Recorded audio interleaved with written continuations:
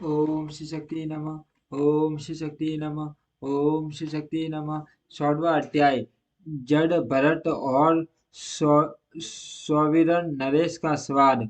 श्री श्री पराशर जी बोले, उनके ये परमार्थ में वचन सुनकर राजा ने विनम्र होकर उन विप्रवर से कहा। राजा बोले, भगवान, आपने आपने जो परमार्थ में वचन कहे हैं, उन्हें सुनकर मेरी मनोवृत्तियां भ्रांत सी हो गई हैं। हे विप्र, आपने संपूर्ण जीवों में व्याप्त जिस असंग विज्ञान का दिग्दर्शन कराया है, वह प्रकृति से परे ब्रह्म ही है। इसमें मुझे कोई संदेह नहीं है। परंतु आपने जो कहा कि मैं शिविका को वहन नहीं कर रहा हूँ। शिविका शिविका मेरे ऊपर नहीं है। जिसने ने इसे उठा रखा है, वह शरीर मुझसे अत्यंत पृथक है।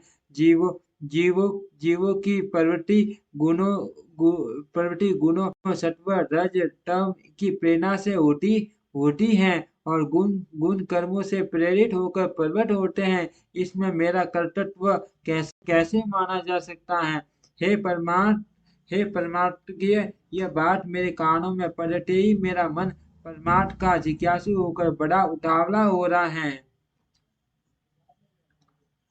हे दिविज, मैं तो पहले ही माँ पाग कपिल मुनि से ये पूछने के लिए बताइए, संसार में मनुष्य का शरीर किस में है? उनके पास जाने को तत्पर हुआ हो, किंतु बीच में ही आपने जो वाक्य कहे हैं उन्हें सुनकर मेरा सिर परमार्थ श्रवण करने के लिए आपकी ओर झुक गया है। हे दिविज, ये कपिल मुनि बुद्ध भगवान विष्णु के ही अंश है। इन्होंने संसार का मोह दूर करने के लिए ही पृथ्वी पर अवतार लिया है। किंतु किंतु आप जो इस प्रकार भाषण कर रहे हैं, उससे मुझे निश्चय होता है कि वे ही भगवान कपिल देव मेरे हित की कामना से यहाँ आपके रूप में प्रकट हो गए हैं। अतः हे दिविज, हमारा जो परम श्रेय हो, वह मुझे विनीत से कहिए। हे प्रभु, आप संपूर्ण विज्ञान तरंगों में मानो समुद्री हैं।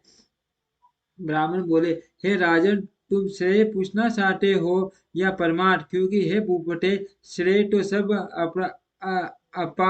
अपार माटी की है। हे नरप, जो पुरुष देवताओं की आराधना करके धन संपत्ति पुत्र राज्य आदि की इच्छा करता है, उसके लिए तो वे ही परम श्रेय है। जिज्ञासा, जिसका फल स्वर्ग लोक की प्राप्ति है, वह यज्ञात्मक कर्म ही श्रेय है। किंतु प्रधान श्रेय तो उसके फल की इच्छा न करने में ही है। अतः हे राजन, योग युक्त पुरुष को प्रकृति आदि से पतित उस आत्मा का ही ध्यान करना चाहिए, क्योंकि उस परमात्मा का सहयोग रूप से ही वास्तविक श्रेय है। इस प्रकार श्रेय तो सैकड़ों हजारों प्रकार के अनेकों हैं, किंतु ये सब परमार्थ नहीं है। अब जो परमार्थ है सो सुनो। यदि धन ही परमार्थ है, तो धर्म के लिए उसका त्याग क्यों किया जाता है, तथा इच्छित भोगों की प्राप्ति के लिए उसका व्यय क्यों किया जाता है? वह परमार्थ नहीं है। हे नरेश्वर, यदि पुत्र को परमार्थ कहा जाए तो वह तो अन्य अपने पिता का परमार्थ भूत है, तथा उसका पिता भी दूसरे का पुत्र होने के कारण उस अपने पिता का परमार्थ होगा।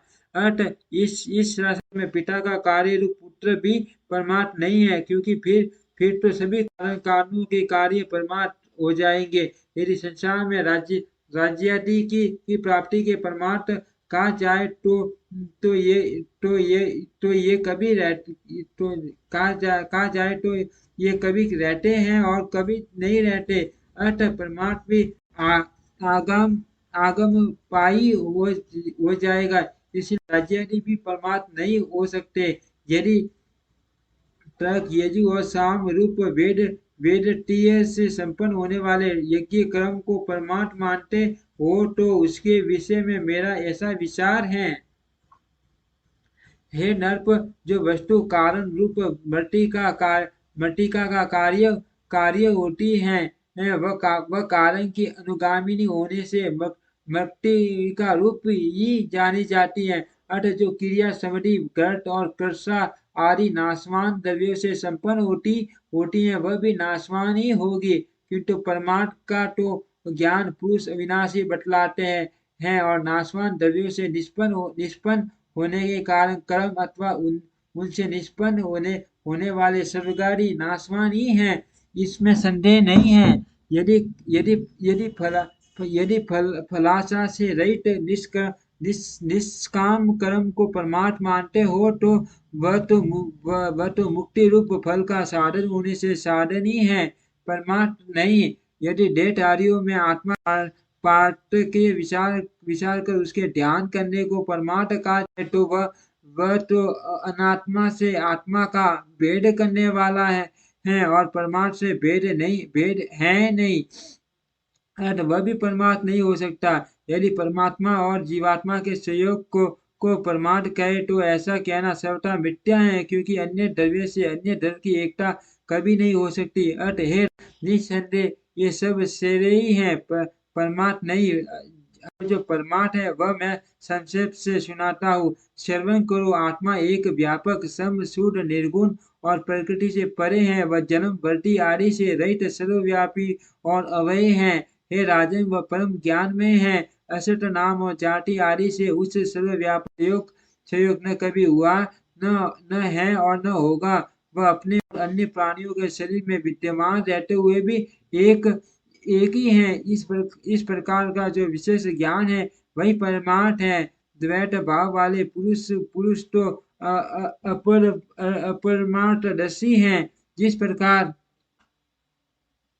जिस प्रकार अभिन्न भाव से व्याप्त एक ही वायु के बांसुरी के शीतों के भेद से शरद आदि भेद होते हैं, उसी प्रकार शरीरादि उपाधियों के कारण एक ही परमात्मा के देवता मनुष्य आदि अनेक भेद प्रतीत होते हैं। एक रूप आत्मा के जो नाना भेद हैं वे ब्राह्मण्यादि कर्म प्रवृत्ति के कारण ही हुए हैं। देवादि शरीर के भेद का निराकरण हो जाने पर वह नहीं रहता, उसकी स्थिति तो अविद्या के आवरण तक ही है। इति श्री विष्णु पुराणे द्वितीय अंशे चतुर्दशो अध्यायम्। ओम श्री शक्ति नमः। ओम श्री शक्ति नमः।